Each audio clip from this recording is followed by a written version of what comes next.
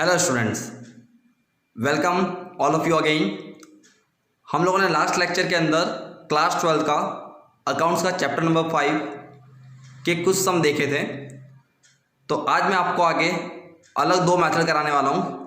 First method मेरी है current ratio और लिक्विड रेशियो, और सेकंड मेरी मेथड आएगी डेब्ट इक्विटी रेशियो। तो आज इसके 4 to 5 सम्स हैं, वो मैं आपको यहाँ पे कराने वाला हूँ। ओके, चलिए तो हम लोग स्टार्ट करते हैं।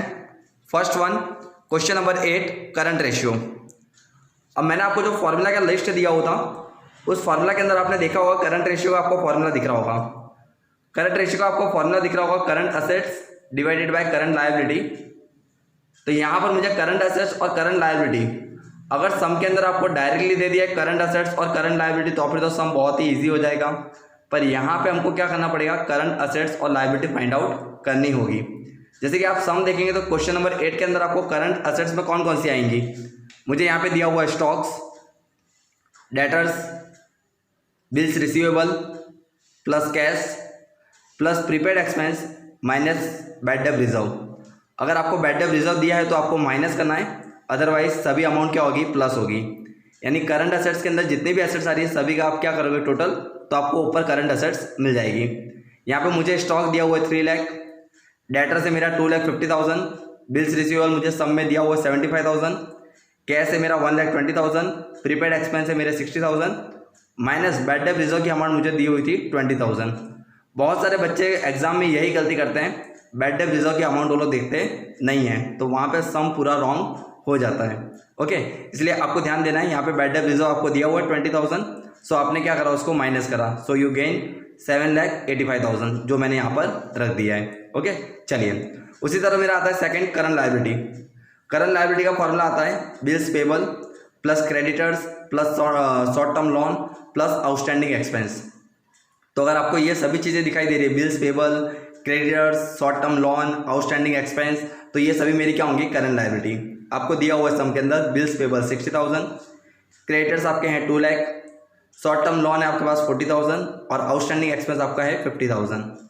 आपने सभी का टोटलिंग करा तो कितना मिल गया आपको, 3,50,000 जो आपने यहाँ पे करंट लायबिलिटी में रखा हुआ है। ओके, चलिए अब मैं क्या करूँगा, इसको जब डिवाइड करूँगा, आपको मैंने फर्स्ट जो लेक्चर लिया था तो उसके अंदर मैंने आपको क्या सिखाया था, ग्रॉस प्रॉफिट। अब ग्रॉस प्रॉफिट के अंदर हम लोग क्या करते थे, आंसर क्या करते थे, परसेंटेज में लिखते थे। क्यों?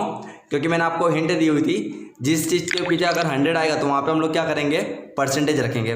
पर ऑलवेज आपको याद रखना है कि करंट रेशियो, लिक्विड रेशियो, ये सभी के आंसर किस में आएंगे, रेशियो में आएंगे। और रेशियो में मैंने देखिए लिखा हुआ है, तो 7,85,000 को मैं अगर 3,50,000 से डिवाइड करूँगा तो सो आई गॉट 2.24 आंसर। ये मेरा आंसर आएगा रेशियो 1। अगर कुछ भी नहीं आ रहा तो पीछे क्या लिखना है, रेशियो 1 आपको लिखना होगा। अगर आप इस तरह से नहीं लिखते हैं तो भी एग्जाम के अंदर 4 मार्क्स में से आपका 1 मार्क कट हो जाएगा। क्लियर हो गया क्या बोलूँ बेटा?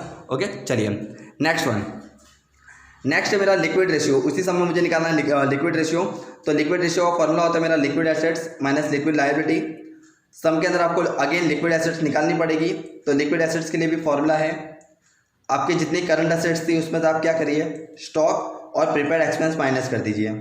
तो मेरी सम के अंदर आई थिंक आपने आगे देखा था, मेरी करंट एसेट्स कितनी आई थी, 7,85,000, वो मैंने वहाँ पे लिखा हुआ है 7,85,000।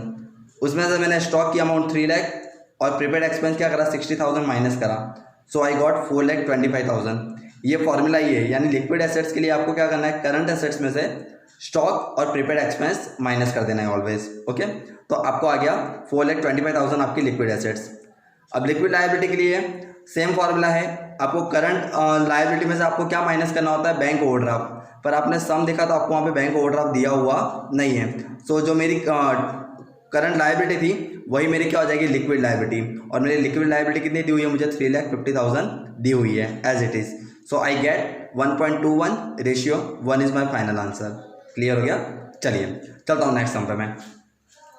नेक्स्ट सम है मेरा 9 नंबर का, और 9 नंबर का सम मुझे पूछ रहा है किसका, डेब्ट इक्विटी। मुझे क्या फाइंड आउट करना है, डेब्ट इक्विटी।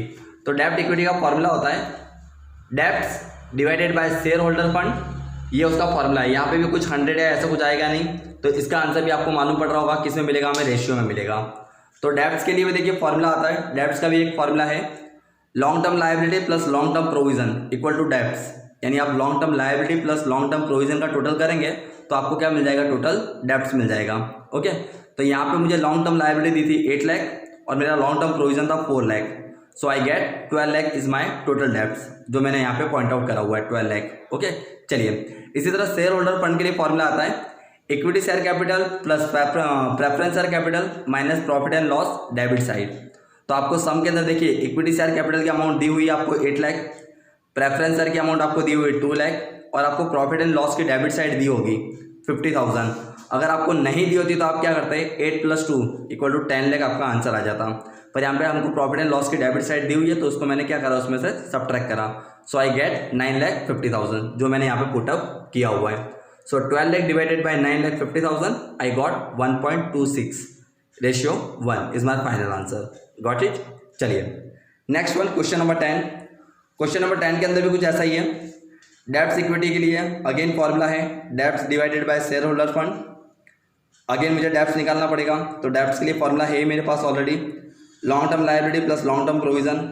सम के अंदर मुझे लॉन्ग टर्म लायबिलिटी दी हुई है 8 लाख, लॉन्ग टर्म प्रोविजन है मेरा 6 lakh. So I got 14 lakh. तो इसका मैं जब टोटलिंग करूँगा तो मुझे क्या मिल जाएगा, टोटल डेब्ट्स मिल जाएगा। तो मेरा टोटल डेब्ट्स कितना आ गया, 14 लाख। उसी तरह शेयर होल्डर फंड के लिए मैं यहाँ पे आपको एक फॉर्मूला बता रहा हूँ दूसरी। शेयर होल्डर फंड के लिए अभी आगे के समय मैंने आपको फॉर्मूला दी थी equity share capital plus preference share capital minus profit and loss.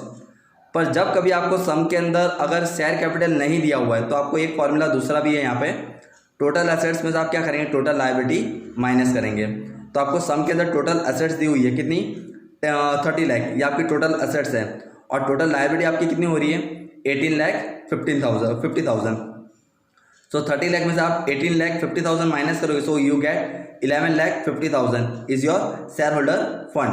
तो आप क्या करेंगे, 14 lakh divided by 11,50,000, so you get 1.22 is your final answer and we are getting 1.22 ratio 1। इस तरह से हम लोग क्या करेंगे, आंसर को लिखेंगे। क्लियर है आपको ये सम भी। चलिए इसी तरह का डेब्ट इक्विटी का लास्ट सम बचता है सब बुक के हिसाब से। क्वेश्चन नंबर 11 दिया हुआ है मुझे, उसके अंदर अगेन मुझे डेब्ट इक्विटी निकालना है, तो उसका फॉर्मूला मैंने लिखा हुआ है डेब्ट equity divided by share holder. उस सम के अंदर भी मुझे डेब्ट्स निकालना है। अब इस यहाँ पे डेब्ट्स के लिए लॉन्ग टर्म लायबिलिटी ऐसा कुछ मुझे दिया नहीं है, तो डेब्ट्स के लिए एक दूसरा फॉर्मूला यहाँ पे दिया हुआ है मैंने, total liability minus current liability. तो आपको टोटल लायबिलिटी दी हुई है सम के अंदर 10 लाख और करंट लायबिलिटी में आपको 3 चीज़ें अलग अलग दी हुई हैं, तो उसकी वैल्यू मैंने यहाँ पे लिखी हुई है 1,60,000, 1,40,000 एंड 1 लाख।